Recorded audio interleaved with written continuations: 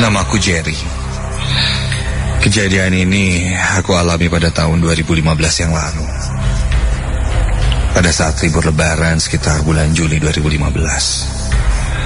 Saat itu aku mengadakan wisata atau liburan ke Jakarta. Untuk mengisi liburanku, aku tidak sendirian. Aku bersama seorang sahabatku, namanya Sony. Kami berdua berangkat dengan menggunakan mobilku. Kami pilih Jakarta karena saat itu mungkin ketika libur lebaran, seluruh jalan dan kota-kota lain akan penuh dan sesak dengan arus mudik. Dan katanya kota Jakarta mengalami kondisi sebaliknya. Saat libur lebaran, kosong melompong. Kami pun mencobanya untuk liburan ke Jakarta. Sampai di Jakarta, benar saja, suasana kota Jakartanya lenggang. Kami pun menyewa hotel selama 2 malam, lalu berjalan-jalan menikmati Jakarta yang kosong itu. Tidak macet dan penuh. Kami mengunjungi hampir semua lokasi wisata di Jakarta. Mulai dari Dufan, Monas, Ancol, hutan mangrove Muara Angke, serta menyambangi beberapa pusat jajanan khas Jakarta seperti Mangga 2, Senongan dan lain sebagainya.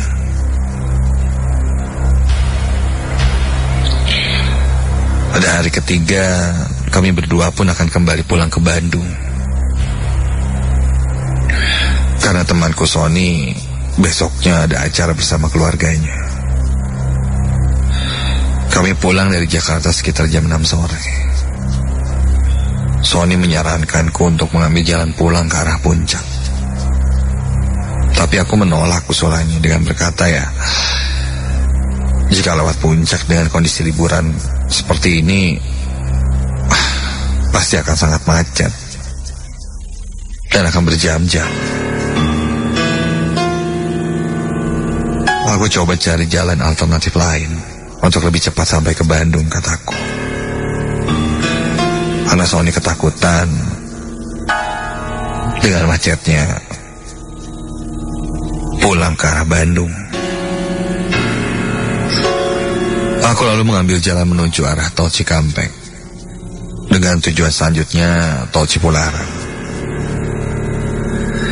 Ketika itu kondisi badanku juga agak sedikit lelah. Ya, karena sudah liburan seharian. Kami berdua beristirahat sejenak di salah satu rest area kilometer 19 di tol Cikampek. Ya, sekalian ngopi. Aku buka aplikasi GPS di handphoneku dan melihat kondisi jalanan yang akan kami lewati. Loh bro, ini arah Cikampek ke Cipularang merah semua gini. Iya macet deh, macetnya panjang gitu. Sampai tol Cipularang juga macetnya panjang nih kayaknya. Mana dong? Ini aja, kita gak usah lewat Cipularang, keluarnya Cikampek aja. Nanti masuk jalan alternatif gitu. Nah, kalau yang kesini sih warna hijau semua. Ini lebih cepat sampai ke Bandungnya. Kita lewat mungkin daerah Subang nanti keluarnya. Gimana? Sony pun mengiyakan. Selang beberapa lama, kami pun kembali melanjutkan perjalanan. Kami keluar gerbang tol Cikampek sekitar jam 9 malam. Karena tadi sempat terjebak macet di jalan tol. Lalu setelah itu aku berbelok kiri mengambil jalan alternatif ke arah Subang. Karena hanya jalan itu yang paling lancar untuk sampai ke Bandung, menurut info dari GPS ku itu.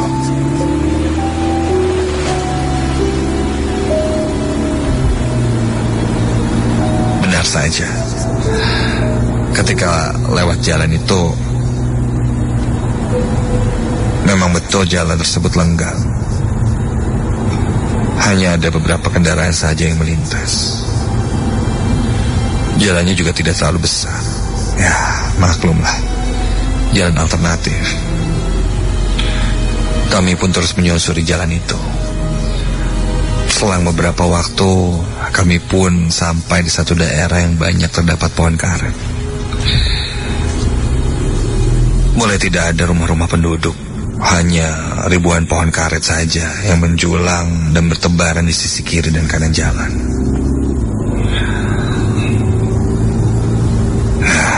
Aku mengira-ngira kami sudah sampai sekitaran daerah perkebunan karet Kalijati. Suasana di perkebunan karet itu sangat sepi dan gelap. Tidak ada lampu penerangan juga, tidak ada kendaraan yang lewat. Kami tiba di perkebunan karet tersebut sekitar jam 10:30 malam.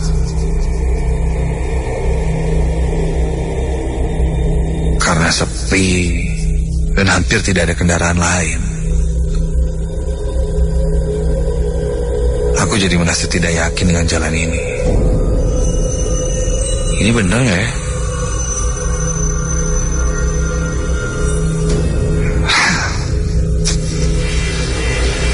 Karena jujur ini baru pertama kalinya aku lewat situ.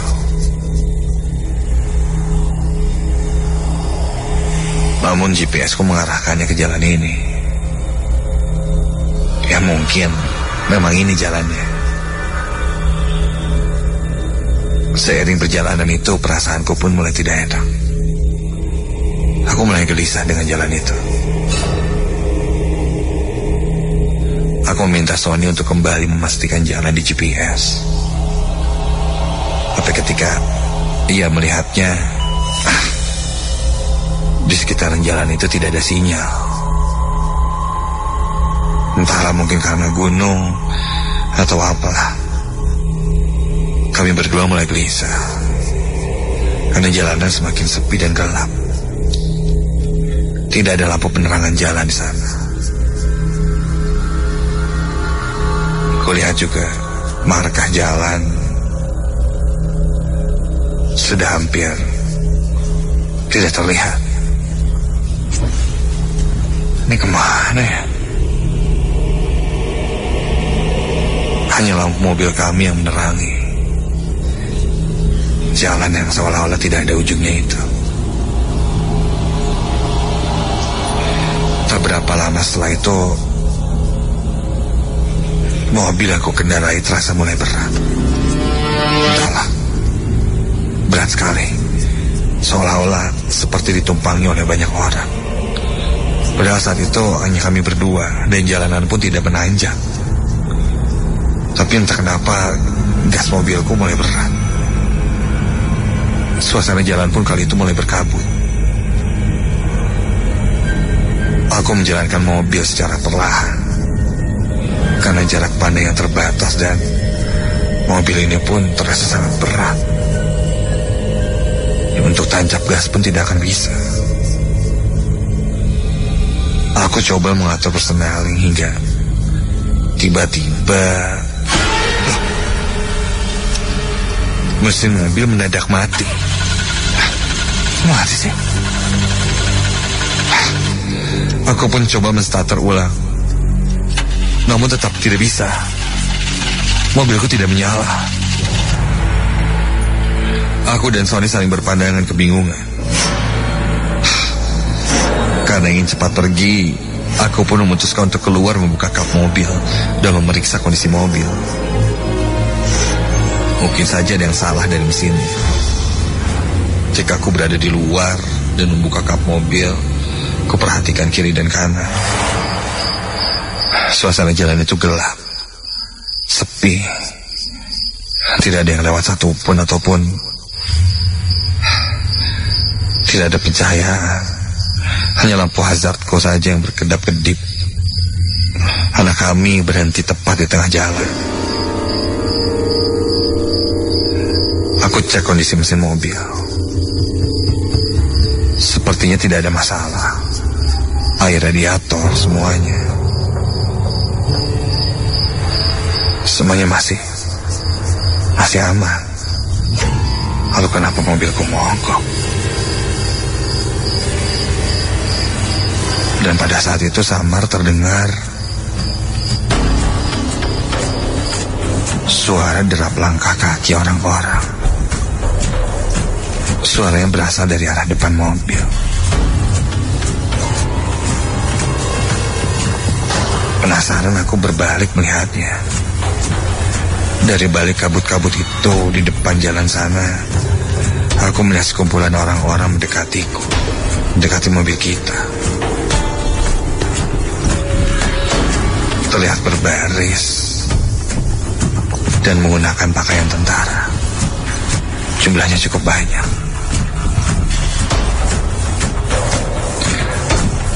Jujur saat itu aku agak sedikit tenang.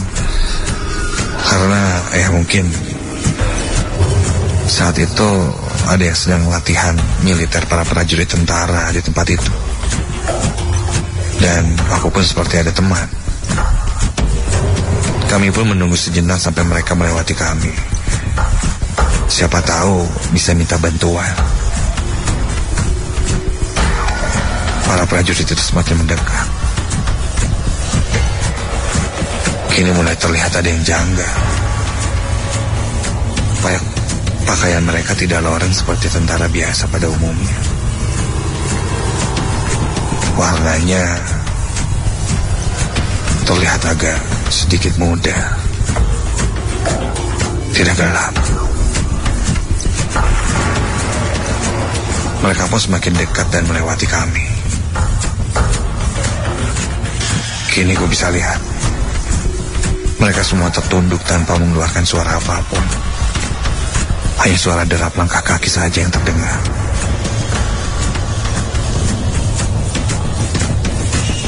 Seragam prajurit itu sangat lengkap.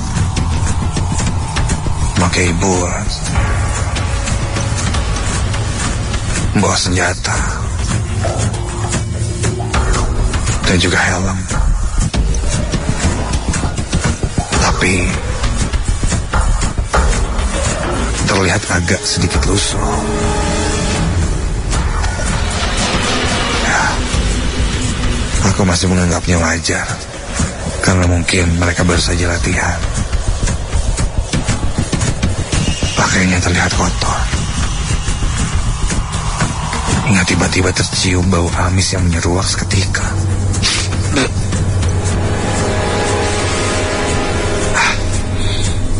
Mungkin ada bangkai binatang di sekitar situ.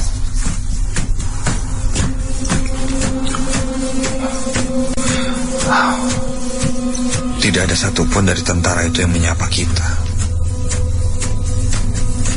Mereka hanya melewati kita dengan pandangan dingin.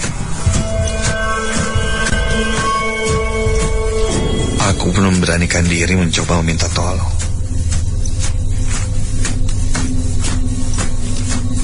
Kebetulan saat itu sudah barisan yang paling belakang. Maaf, boleh saya minta tolong? Dan seketika itu salah satu dari mereka berbalik dan astaga! Aku kaget setengah mati ketika salah satu para prajurit lainnya berbalik melihat ke arahku. Prajurit tentara itu mukanya rusak, berantakan, hancur, seperti ada yang tersayat, bahkan ada yang tidak memiliki bola mata dan mengucur berlumuran darah.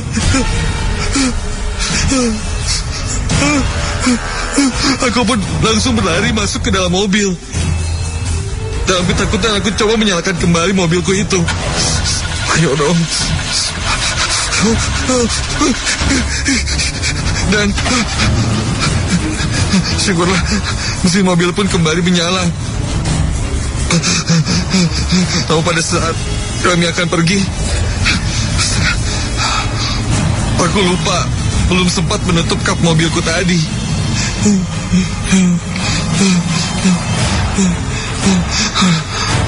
Kap mobilku masih terbuka dan terangkat.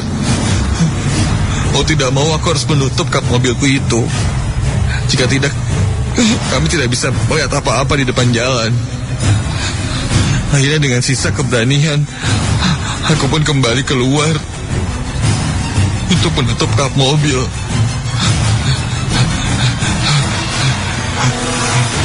Perhatikan di sekitarku itu, sosok itu sudah tidak ada. Sudah jelas tadi banyak sekali sosok prajurit tentara itu.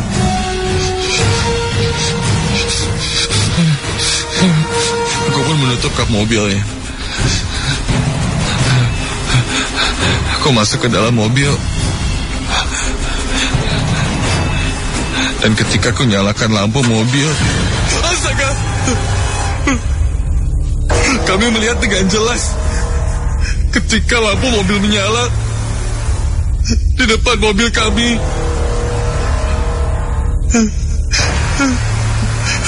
Banyak prajurit tentara dengan seragam lusuh. Salah satunya berdiri menatap kami dengan muka yang penuh berlumuran darah, dengan tubuhnya yang terdapat luka-luka tembak. Dan di belakangnya aku pun melihat beberapa sosok tentara yang sudah terbaring. Sangat banyak, seperti korban peperangan.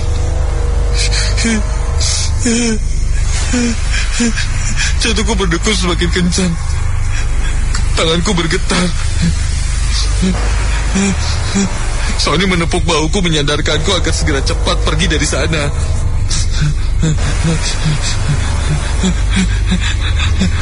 Aku pun lalu bersiap pergi, mundur dan tanpa pikir panjang langsung menancap gas. Dengan ketakutan yang amat sangat, meskipun jalan berkabut, ku pacu kendaraanku dengan cepat agar segera melewati tempat itu.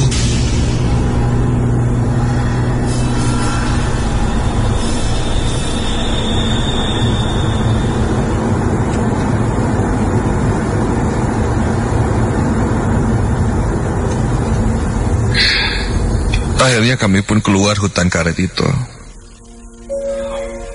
dan sampai di sebuah tempat yang mulai agak ramai. Kami pun beristirahat di pom bensin untuk menenangkan diri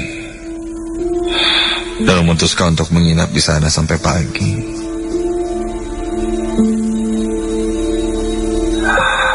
Setelah mendengar cerita ini itu dari orang-orang sekitar sana, katanya mungkin yang kulihat itu adalah arwah dari prajurit yang gugur saat peperangan zaman dulu.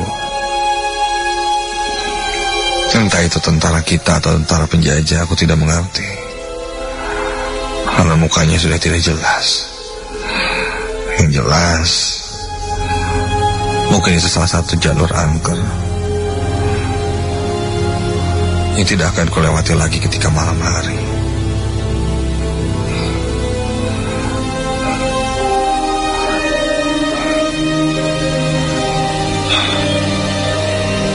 Mungkin saat itu aku yang mengalaminya. Entahlah, jika nanti bisa jadi kamu yang selanjutnya.